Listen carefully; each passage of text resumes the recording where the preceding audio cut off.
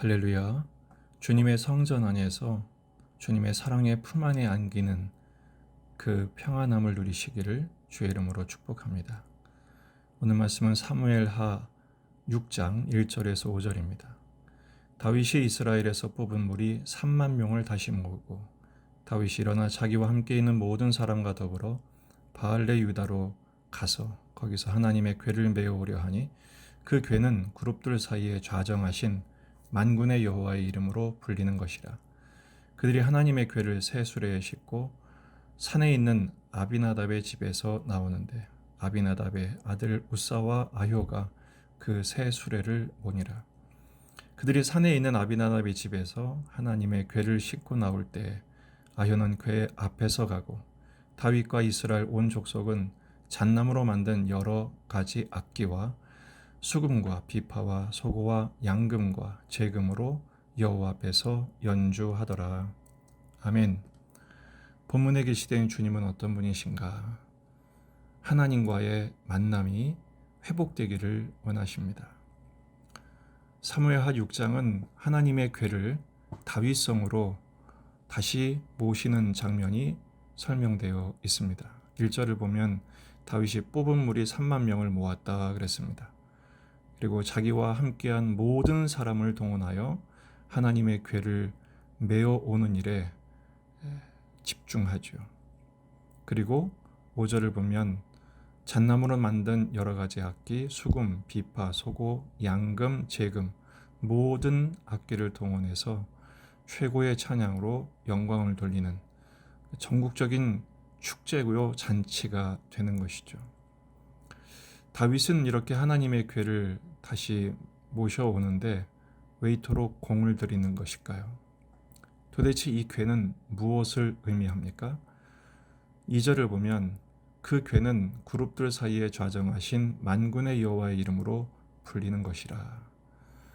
사울 전쟁 때 빼앗겼던 궤, 이것이 다시 돌아오게 됩니다. 그리고 그 궤는 하나님이 좌정하신 것이라고 말씀하고 있습니다. 다윗이 이 궤를 모시는데 그토록 열심이었던 이유는 첫 번째, 우선순위가 회복되기 위해서였습니다.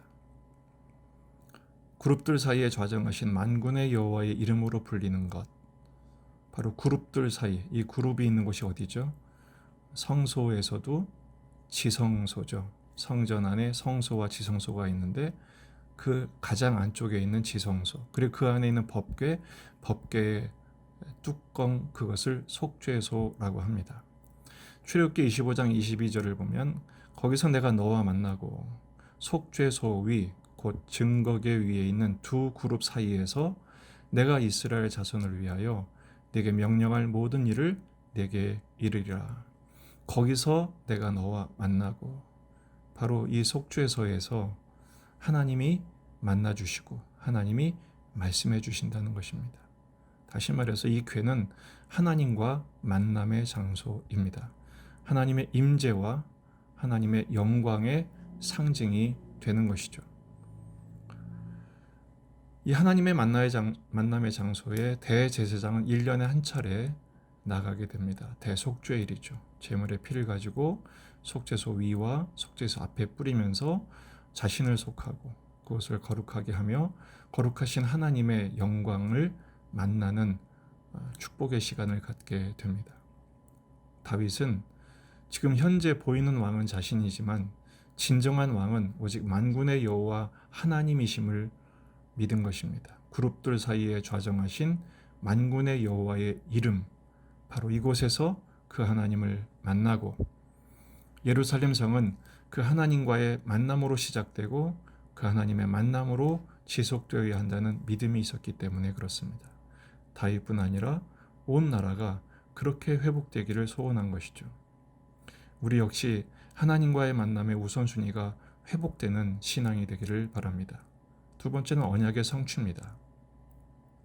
시편 78편 67절 68절 또 요셉의 장막을 버리시며 에브라임 지파를 택하지 아니하시고 오직 유다 지파와 그가 사랑하시는 시온산을 택하시며, 원래 궤가 있던 곳이 실로였죠. 에브라임 지파의 땅이었습니다.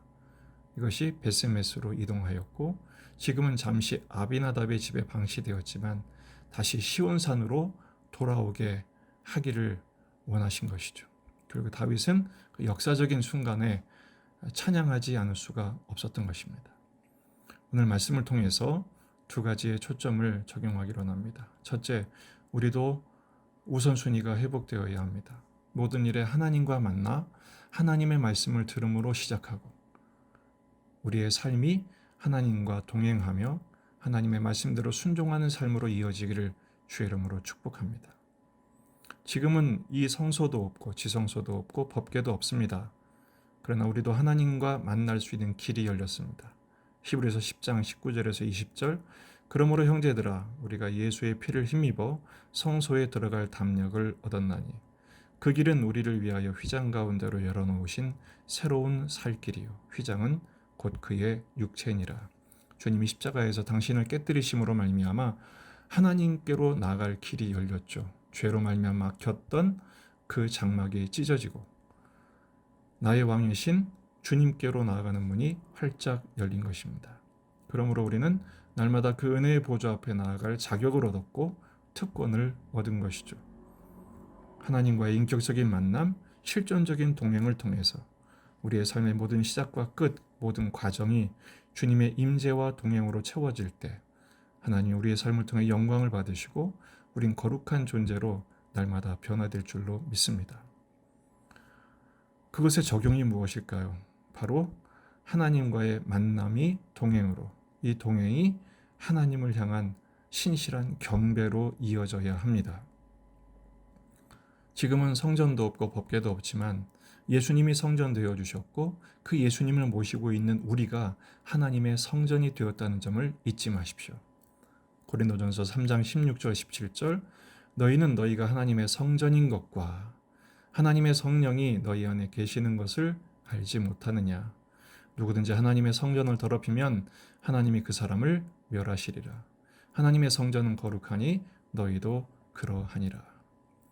하나님과 만남을 시작한 우리의 삶, 바로 우리의 그 삶이 하나님을 예배하는 경배의 삶이 되는 것입니다. 예배자의 삶으로 이어지는 것이죠.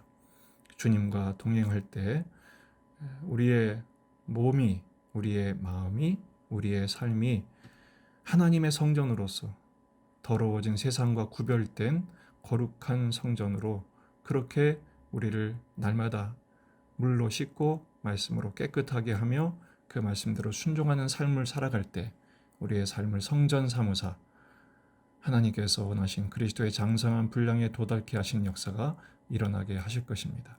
그 은혜를 힘입어 주님과 함께 시작하고 주님과 함께 동행하며 주님과 함께 영광으로 오늘 하루를 끝낼 수 있는 축복의 삶이 되시기를 주의 이름으로 축원합니다.